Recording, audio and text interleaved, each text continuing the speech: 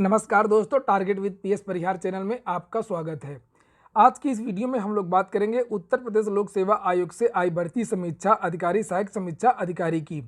इस वीडियो में हम लोग बात करेंगे कि इस भर्ती में योग्यता क्या है, आयु कितनी मांगी जाती है, परीक्षा प्रक्रिया क्या है, किन पदों में पीजीडीसीए मांगा जाता है, किन पदों पर ओ लेवल मांगा जाता है, किन पदों पर केवल स्नातक मांगा जाता है और विशेष चयन के कौन कौन से पद हैं और कौन विद्यार्थी इसके लिए आवेदन कर सकते हैं। तो वीडियो को जल्दी से लाइक कर दें, शेयर कर दें। जिन छात्रों ने चैनल को सब्सक्राइब ना किया हो तो जल्दी से सब्सक्राइब कर लें। ये मेरे पास है विस्तृत नोटिफिकेशन उत्तर प्रदेश लोक सेवा आयोग का। उत्तर प्रदेश लोक सेवा आयोग का ये जो नोटिफिकेशन है ये uppsc.up.nic.in जो ऑफिशियल वेबसाइट है वहां पर अपलोड कर दिया गया है। आप लोग भी वहां पर जाकर के इसको डाउनलोड कर सकते हैं अथवा आप लोग मेरे टेलीग्राम चैनल से जुड़ जाइए, वहां पर भी इस तरीके की जो नोटिस है वो आपको देखने को मिल जाएंगी। सबसे पहले तो आप लोग देख लें तारीख, 5 तारीख यानी आज से ही आप लोग इसके लिए आवेदन कर सकते हैं। लास्ट डेट है इसकी 1 तारीख।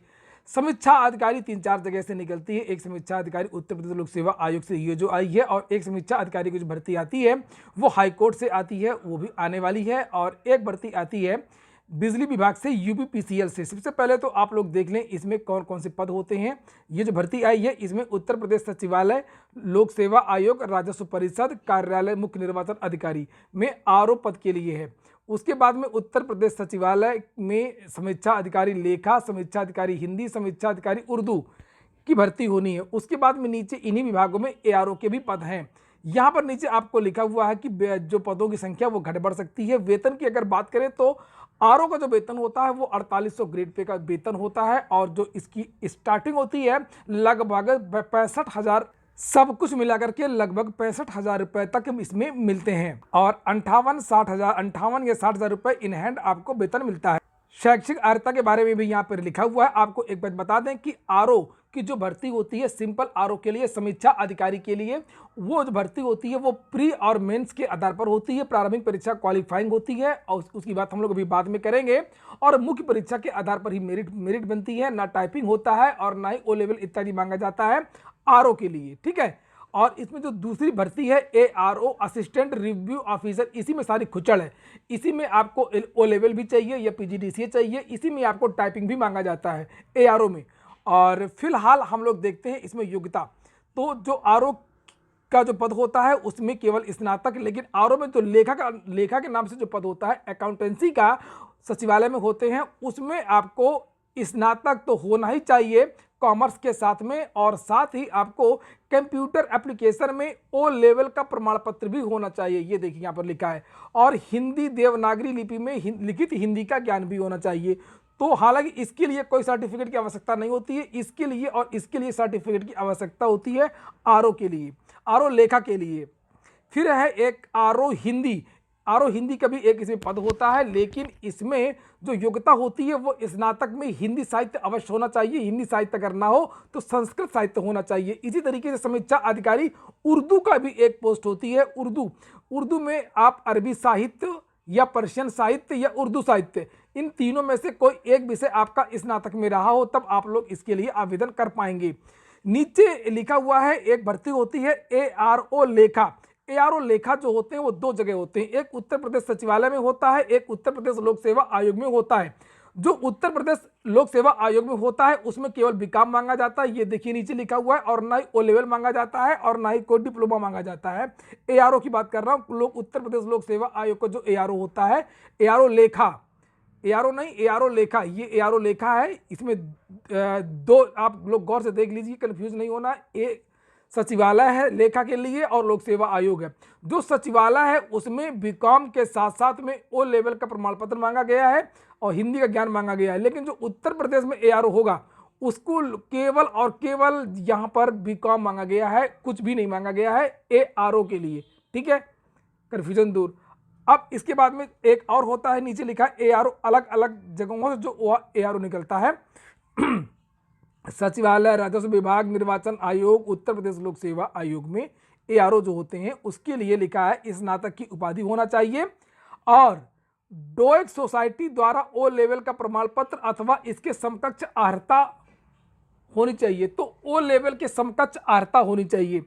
और नीचे लिखा कि हिंदी टंकण में न्यूनतम 25 शब्द प्रति मिनट की गति होना चाहिए और अंग्रेजी टंकण का भी ज्ञान रखने वाले अभ्यर्थी को अधिमान दिया जाएगा, लेकिन किसी कोई खास जरूरत नहीं है। मुख्य यहाँ पर बात है कि हिंदी टंकण और ओ लेवल। और यहाँ पर आप लोग आ जाइए, उत्तर प्रदेश लोक सेवा आयोग में जो एआरओ का पद होता है उसमें स्नातक मांगा जाता है, हिंदी की टाइपिंग मांगी जाती है और डोएक सोसाइटी द्वारा ओ लेवल का प्रमाण पत्र होना चाहिए अथवा किसी मान्यता प्राप्त संस्था या विश्वविद्यालय से कंप्यूटर विज्ञान में डिप्लोमा यानी पीजीडीसीए, इसी को कहते हैं पीजीडीसीए। तो जो उत्तर प्रदेश लोक सेवा आयोग से एआरओ का पद होता है, केवल उस पद में यहाँ पर साफ साफ लिखा हुआ है कि किसी मान्यता प्राप्त संस्था या विश्वविद्यालय से कंप्यूटर विज्ञान में डिप्लोमा। तो यहाँ पर पीजीडीसीए या डीसी अगर आपने किया तो आप लोग इसके लिए आवेदन कर सकते हैं। ओ लेवल हो तब भी आप लोग आवेदन कर सकते हैं डोएक सोसाइटी से। और यहाँ पर भी देखिए लिखा है कि डोएक सोसाइटी द्वारा ओ लेवल प्रमाण पत्र और इसके समकक्ष अर्हता। तो यहाँ पर भी समकक्ष की बात कही गई है। और पिछली बार जो भर्ती हुई थी आरओ एआरओ 2017 वाली, उसमें भी सचिवालय में बहुत सारे विद्यार्थी ऐसे थे, उनका फाइनल चयन भी हुआ है जिन्होंने पीजीडीसी किया था, लेकिन पीजीडीसीए मान्यता प्राप्त संस्था से ही होना चाहिए। तो यहाँ पर तो आप लोग देख रहे हैं कि यहाँ पर तो लिखा है समकक्ष, इसके समकक्ष अर्हता, लेकिन यहाँ पर केवल लिखा है कि सरकार द्वारा मान्यता प्राप्त किसी संस्थान से कंप्यूटर एप्लीकेशन में ओ स्त्री प्रमाण पत्र, लेकिन समकक्ष शब्द का प्रयोग नहीं किया गया है। तो फिलहाल अगर आप लोगों ने पीजीडीसीए किया है तो आप लोग भी आवेदन कर सकते हैं, निश्चिंत होकर के आवेदन करें, इसमें कोई भी दुविधा नहीं है। अगर आपके नंबर अच्छे हैं तो कोई ना कोई पद आपको एआरओ का मिल सकता है और कोशिश करिए कि आरओ में ही आपका चयन हो जाए। अब देखते हैं हम लोग परीक्षा प्रक्रिया में कोई भी बदलाव नहीं किया गया है, सेम उसी तरीके का प्रोसेस है जिस तरीके से पिछली बार की भर्ती हुई थी। जो प्रारंभिक परीक्षा होनी है उसमें 140 नंबर का जो है समान अध्ययन का पेपर होगा और 60 नंबर की आपकी हिंदी पूछी जाएगी, हिंदी ग्रामर, हिंदी व्याकरण है। 10 शब्द यहाँ पर लिखे हैं, शब्द का अर्थ आप प्रश्नों से समझिए, ठीक है। वो ये 10 प्रश्न है, ये 10 प्रश्न है, ये 10 प्रश्न है, यानी कि 10 प्रश्न विलोम के आएंगे, बिल्कुल एग्जैक्ट, न 11 न 9। 10 प्रश्न आपके वाक्य एवं वर्तनी शुद्धि के आएंगे। अनेक शब्दों का एक शब्द आएगा, आपके 10 प्रश्न आएंगे 10 नंबर के। और तत्सम तद्भव आएगा 10 प्रश्न 10 नंबर के। विशेष से विशेषण आएंगे 10 प्रश्न 10 नंबर के।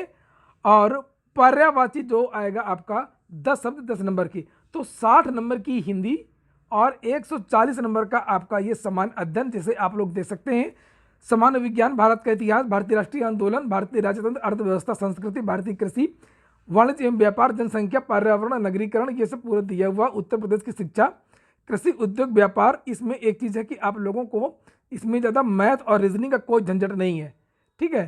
पूरे सिलेबस में आप लोग देख लेंगे तो यहाँ पर भी केवल के 2-4 क्वेश्चन आते हैं सामान्य बौद्धिक क्षमता के, बहुत ज़्यादा गणित और रीजनिंग के जो क्वेश्चन है वो इसमें नहीं आते हैं। प्रारंभिक परीक्षा में पदों की संख्या का लगभग 13 गुना अभ्यर्थियों को मुख्य परीक्षा के लिए बुलाया जाएगा। यहाँ पर इसके लिए साफ साफ बोल दिया गया है। और 1/3 की निगेटिव मार्किंग भी रहेगी, ये भी यहाँ पर साफ साफ लिखा हुआ है। याद रखिएगा, ये देखिए यहाँ पर लिखा है 0.33 दंड के रूप में काट लिया जाएगा। और एक चीज़ यहाँ पर ध्यान देने वाली है कि इसमें जो कट ऑफ है वो पहले ही निश्चित कर दिया गया है कि कम से कम आपको, यहाँ पर ये देखिए लिखा है, अनुसूचित जाति जनजाति अभ्यर्थियों के लिए न्यूनतम दक्षता जो मानक है वो 35% पहले से ही निर्धारित कर दिया गया है। और जो सामान्य अभ्यर्थी हैं, अन्य श्रेणी के जो अभ्यर्थी हैं, उनको कम से कम 40% नंबर लाने होंगे। अगर इतने नंबर नहीं आते हैं तो चाहे पद खाली चले जाएं, विद्यार्थियों को चयनित नहीं किया जाएगा। लोक सेवा आयोग की लगभग सभी भर्तियों में एक निश्चित कट ऑफ पहले ही दे दी जाती है। एक बात आपको और बता दूं कि इस भर्ती में जो पदों की संख्या है वो जो सामान्य पद हैं वो केवल 228 हैं। उसमें जनरल, SC, ST, OBC सब के लिए हैं 228 पद। जब विज्ञापन जारी हुआ था या जब हुआ है उसमें 109 पद जो हैं वो विशेष चयन के लिए हैं। जो 109 जो पद हैं विशेष चयन के, वो पद बैकलॉग के हैं, ठीक है। यहाँ पर देख सकते हैं आप लोग, जो 109 पद हैं बैकलॉग के, उसमें किसके लिए हैं? समीक्षा अधिकारी लेखा उत्तर प्रदेश सचिवालय की 4 रिक्तियां हैं, SC की 2 हैं और OBC की 2 हैं, ठीक है। सहायक समीक्षा अधिकारी ARO उत्तर प्रदेश सचिवालय की 105 रिक्तियां हैं ARO की केवल, और उसमें SC के 50 पद हैं और OBC के 48 पद हैं और ST के 7 पद हैं। विशेष चयन के पदों हेतु आरक्षित श्रेणी जो लागू हो के अर्ह अभ्यर्थियों पर विचार किया जाएगा, वो सब चीज़ें लिखी हुई हैं। तो ये अलग अलग पदों का विवरण है। 109 जो पद हैं वो बैकलॉग की हैं, जिनमें से ज़्यादातर जो पद हैं वो SC और OBC के लिए हैं। लगभग दोनों को बराबर बराबर पद यहाँ पर दिख रहे हैं, 48 OBC, 50 SC, 2 SC, 2 OBC। इस तरीके से ये पद हैं, यानी कि पदों की जो संख्या है वो अपेक्षा के हिसाब से काफ़ी कम है। और ये जो 228 जो पद हैं, इन पदों में आपकी RO, ARO, लेखा, उर्दू, हिंदी, बहुत सारे जो पद हैं, स्पेशल पद इसमें हैं। तो अब हालांकि इसके बारे में यहाँ पर अलग से विवरण नहीं दिया गया है और बाद में इसकी जानकारी मिल जाएगी। अतः प्रारंभिक परीक्षा की तो बात हम लोगों ने कर ली। अब मुख्य परीक्षा को देख लेते हैं। मुख्य परीक्षा का प्रारूप क्या होता है। मुख्य परीक्षा में 4 पेपर होते हैं, ठीक है, 4 पेपर होते हैं। पहला पेपर तो एक आपका होता है यहाँ पर 120 नंबर का सामान्य हिंदी और आलेखन का एक पेपर होता है। उसका भी यहाँ पर सिलेबस दे दिया गया, जिसे आप लोग देख सकते हैं। इसमें आप ये 120 नंबर का जो पेपर होता है, पहला तो ये सामान्य अध्ययन का एक GS का पेपर होता है, जैसा PCS का प्री होता है, जैसा RO का प्री होता है, उसी तरीके से आपका एक ऑब्जेक्टिव मेंस का पेपर होता है। 120 पूर्णांक होते हैं और ये जो पेपर होता है वो उसमें 120 प्रश्न पूछे जाते हैं, 1 नंबर का 1 प्रश्न होता है। उसके बाद में जो दूसरा पेपर है सामान्य हिंदी एवं आलेखन का, उसको यहाँ पर आप लोग देख लें कि पूर्णांक इसका 100 है और इसमें गद्यांश होता है। सरकारी पत्र, अर्ध सरकारी पत्र, कार्यालय आदेश, ज्ञाप परिपत्र, विज्ञप्ति, टिप्पण, प्रतिवेदन, अनुस्मारक, हिंदी से अंग्रेजी के 5 शब्द आते हैं, हिंदी से अंग्रेजी के 5 शब्द आते हैं, मुहावरे और लोकोक्तियाँ भी आती हैं। और नीचे कंप्यूटर ज्ञान से संबंधित भी 10 प्रश्न जो है वो पूछे जाते हैं। 10 अंक का एक प्रश्न आता है, 2 प्रश्न होते हैं यहाँ पर। तो ये इस तरीके का एक तो हिंदी का एक पेपर होता है।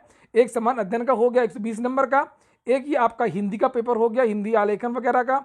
उसके बाद में एक और पेपर होता है हिंदी व्याकरण का।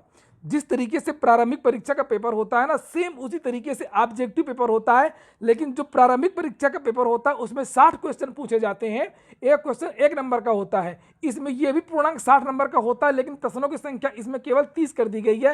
एक प्रश्न जो है वो 2 नंबर का कर दिया गया, इतना बदलाव मुख्य परीक्षा में किया गया है। बाकी सेम पेपर हिंदी का मुख्य परीक्षा में भी इसी तरीके का होता है। विलोम भी आता है और वाक्य एवं वर्तनी शुद्धि, अनेक शब्दों का एक शब्द, तत्सम एवं तद्भाव, विशेष और विशेषण। तो इतनी सारी जो चीजें हैं ये मुख्य परीक्षा में आती हैं। और साथ में अंत में आता है एक तो 120 नंबर के 3 निबंध आते हैं। तो ये 3 भाग में ये होते हैं। 40-40 नंबर का एक निबंध करना होता है, 3-3 हर सेक्शन में दिया होता है, 1, 2 और 3 सेक्शन होते हैं। तो 120 नंबर का निबंध हो गया आपका, 60 नंबर की हिंदी ग्रामर हो गई, 100 नंबर की एक हिंदी का और पेपर हो गया और एक 120 नंबर का सामान्य अध्ययन। इसी के आधार पर आपकी टोटल फाइनल मेरिट बनती है। RO की भी बनती है और ARO की भी बनती है। ARO में एक पेपर जो होता है वो केवल क्वालिफाइंग होता है, टाइपिंग मांगी जाती है, टाइपिंग के नंबर नहीं जुड़ते हैं। तो उम्मीद करता हूँ कि आपको पूरी जानकारी स्पष्ट रूप से मिल गई होगी। और 125 रुपये का इसका फॉर्म है, आप लोग इसके लिए आज ही आवेदन कर सकते हैं। पढ़ाई आपको तगड़ी करनी होगी, हिंदी की भी और सामान्य अध्ययन की भी। तो ये हो गया आज का वीडियो। अगर लास्ट में अगर आपको आयु देखनी हो तो आयु तो आपको पता ही होगी कि उत्तर प्रदेश में 21 वर्ष मांगी जाती है। 1 जुलाई 2021 से लोक सेवा आयोग हमेशा 1 जुलाई से ही अपनी जो आयु है वो मांगता है। तो 1 जुलाई 2021 को यहाँ पर लिखा 21 वर्ष की जो आयु है वो पूरी हो जानी चाहिए और ज़्यादा से ज़्यादा 40 वर्ष की आयु होनी चाहिए। यानी कि 2 जुलाई 2021 से पूर्व की आयु ना हो और 1 जुलाई 2000 के बाद का नहीं होना चाहिए। दिव्यांगों के लिए आयु में यहाँ पर छूट दी गई है, 55 वर्ष तक की आयु में आवेदन कर सकते हैं।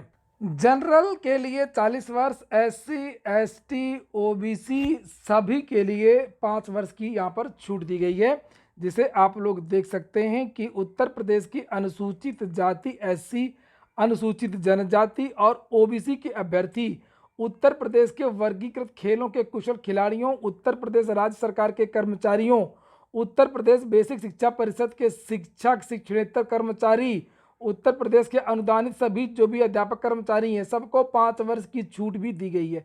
और यानी कि जो आयु है वो 2 जुलाई 1976 के पूर्व की नहीं होनी चाहिए। तो ये भी आप लोगों के लिए एक चीज़ क्लियर हो गई है, भूतपूर्व सैनिकों के लिए भी यहाँ पर लिखा हुआ है। तो ठीक है दोस्तों, ये हो गया आज का वीडियो अगर आपको अच्छा लगा हो तो लाइक अवश्य कर दें। जिन छात्रों ने चैनल को सब्सक्राइब न किया हो सब्सक्राइब कर लें। पूरा वीडियो सुनने के लिए बहुत बहुत धन्यवाद।